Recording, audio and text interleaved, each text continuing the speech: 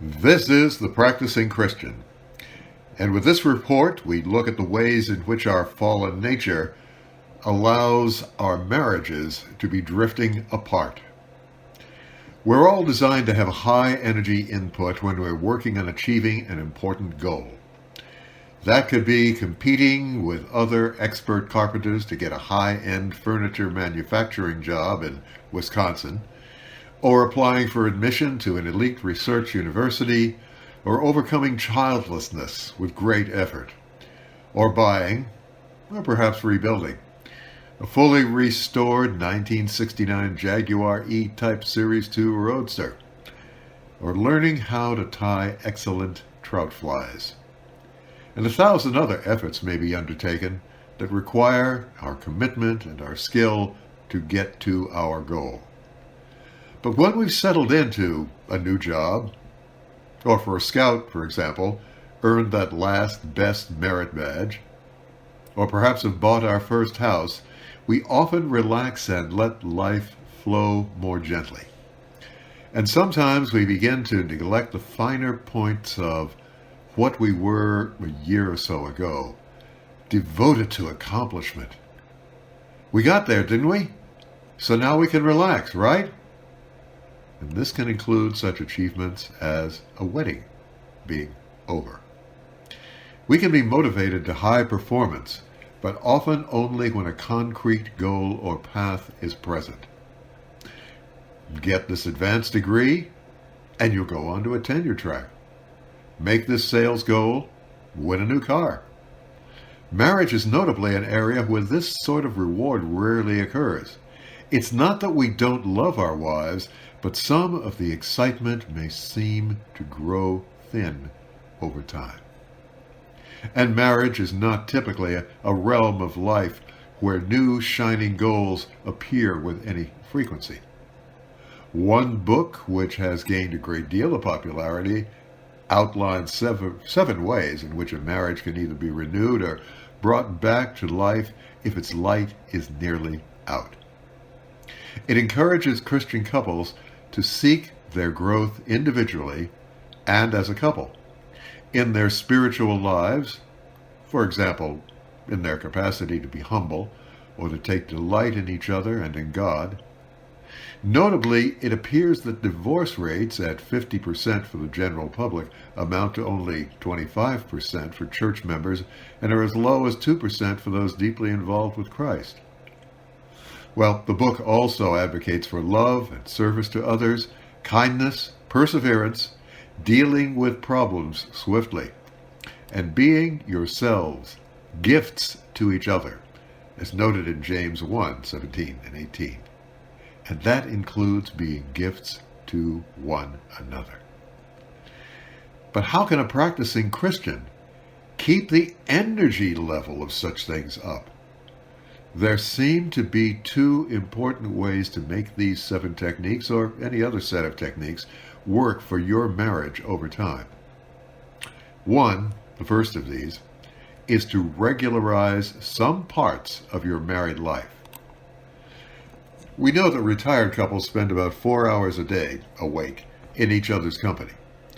Married people, working people, perhaps 2.5 hours. But there's often no more than 20 to 30 minutes of actual communication going on. For example, there's little conversation when cleaning the house together. Some couples have a regular time for Bible reading and vocal, not silent, but vocal prayer. Some grab a mug of tea or a glass of wine together each evening. One couple notes, what's more important is we talk and cuddle every day. The point is that when you regularize, not heavy-handedly, when you regularize behaviors, people slip into conversation more easily. Much more easily than if put in an uncommon situation, or one, for example, it isn't too uncommon. She never talks in the car while she's driving. When traveling for work, some have a specific time they call each other and talk for 10 or 20 minutes, usually in the evening. Of course, that's tough if one of you's at Auckland or Tashkent. Touch is important, though. Regularity is important. Being at ease and verbally communicating, that is, talking not to or at each other, but with each other. This is important also. Such regular communication on a daily basis with each other can provide you with the time to set new goals for your life together, rather than letting the old ones just slip away into the past. All right, I mentioned there were two ways. Regularizing some parts of your married life for communication is one. The second way to make these 7 or other virtuous actions work is to have clear, anchored goals you work at together.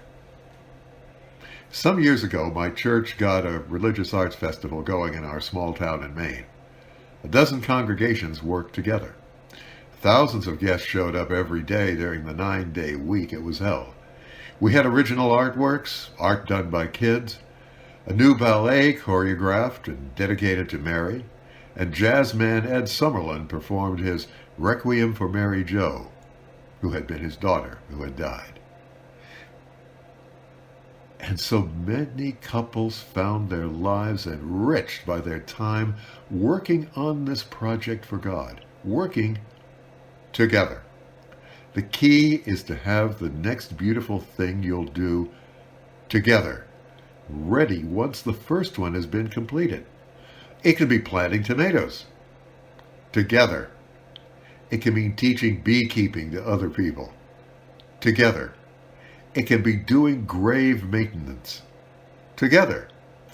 One couple I know has a hilariously good time baking cookies together for Girl Scout troops, for the girls to eat, not to sell. Another couple buys Bibles at thrift shops and sets up together a table at a local park with a simple sign, "Free Bibles." God needs you, and you need one another. Use some of your prayer time together, daily, to get a sense of what these goals may be. Anchor your work in His work and purposes. Know what your goal is. Change these activities whenever you wish. God will guide you. Do such things and you won't find your marriage is drifting apart. Serve then. Be the King's right arm.